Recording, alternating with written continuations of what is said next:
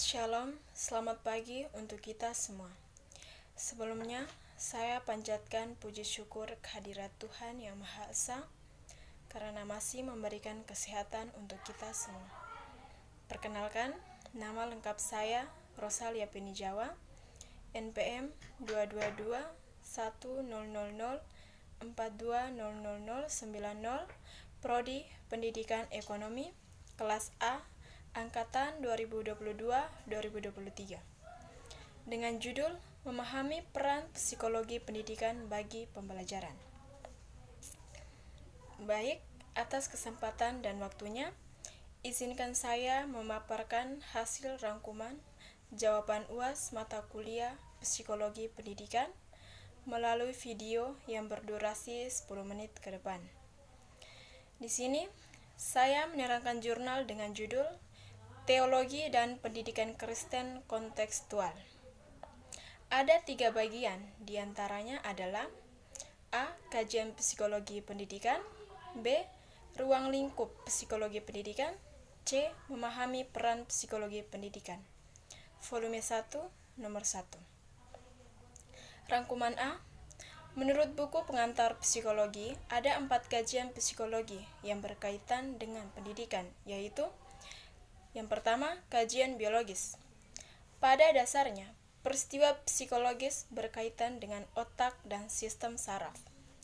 Kajian biologis menghasilkan perkembangan dalam penelitian belajar dan memori. Pendekatan biologis dimaksudkan untuk mempelajari manusia dan spesies lain, dengan mengkaitkan perilaku yang terlihat terhadap peristiwa di dalam otak dan sistem saraf. Pendekatan ini mencoba menentukan neurobiologis yang mendasari perilaku dan mental. Yang kedua, kajian perilaku. Behaviorisme adalah sebutan yang ditunjukkan pada kajian psikologi tentang perilaku yang di dalamnya memuat tentang peran stimulus respon yang masih relevan.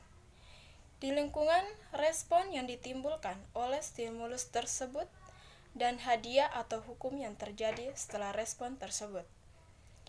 Pendekatan perilaku tidak memutuskan perkembangan mental seseorang tanpa mempertimbangkan antara stimulus dan respon. Melalui stimulus respon tersebut, kajian perilaku dapat mengambil suatu kesimpulan yang objektif melalui aktivitas mental seseorang. Baik, saya lanjut yang ketiga, kajian kognitif. Merupakan reaksi terhadap behaviorisme. Penelitian kajian kognitif ini didasarkan pada asumsi bahwa yang pertama, hanya dengan mempelajari proses mental secara objektif, maka manusia dapat memperoleh pemahaman sepenuhnya tentang apa yang dilakukan oleh seseorang. Yang kedua, menggunakan analogi antara pikiran dan komputer. Informasi yang masuk diproses dengan berbagai cara, dipilih dan dibandingkan, dan dikombinasikan dengan informasi yang lain.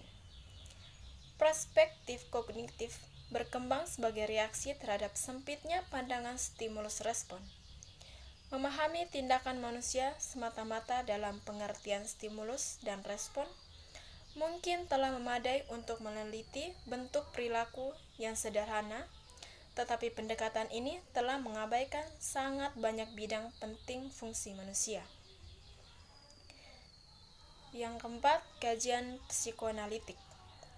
Melihat bahwa semua tindakan memiliki suatu penyebab, tetapi penyebab itu lebih merupakan suatu motif bahwa sadar ketimbang penalaran rasional yang menggerakkan perilaku manusia.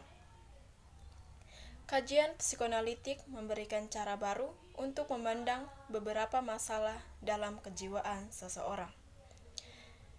Yang berikut, rangkuman B, ruang lingkup psikologi pendidikan. Pendidikan pada hakikatnya adalah suatu proses tanpa henti sejak manusia lahir hingga manusia mati. Dalam pendidikan, terangkum semua aspek-aspek kehidupan yang membentuk kehidupan manusia. Aspek biologis yang berkaitan dengan aktivitas otak dan sistem saraf. Aspek fisik yang berkaitan dengan perkembangan fisik.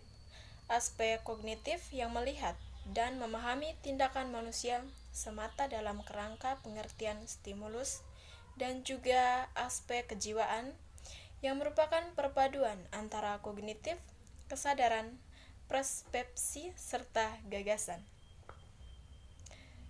Pertumbuhan dan perkembangan pada umumnya sangat berpengaruh di dalam dunia pendidikan. Karena dalam dunia pendidikan, melalui pertumbuhan dan perkembangan dapat diketahui perubahan-perubahan mental, fisik, dan rohani peserta didik. Dalam mengikuti pendidikan antara lain, yang pertama kejiwaan anak, yang kedua kecerdasan atau inteligensi, yang ketiga motivasi, yang keempat teori insentif, dan yang kelima pandangan hedonistik. Baik, yang terakhir rangkuman C. Memahami peran psikologi pendidikan. Dalam buku Pembaruan Mengajar, Merigo Setiawan menjelaskan beberapa peran psikologi pendidikan yang menyelidiki unsur kejiwaan cara belajar peserta didik. Antara lain, yang pertama, membentuk kepribadian pendidik dan prestasi belajar.